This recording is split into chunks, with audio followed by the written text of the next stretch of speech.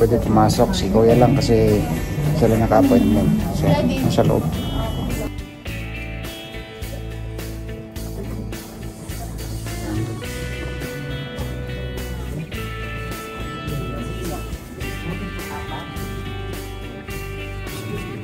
Papaspon.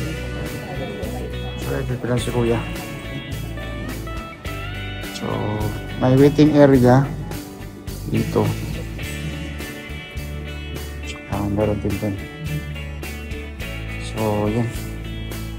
So, while waiting, may mga lagayan ng winter jacket. Restroom naman. Women. So, tambay tayo dito sa labas. Ito yung tingin tayo dito. Mga waiting yan, no? Waiting. Ang dami ganyan pa. Oh, saan ka pa? Oh, pwede matulog. Tulog ang hangover.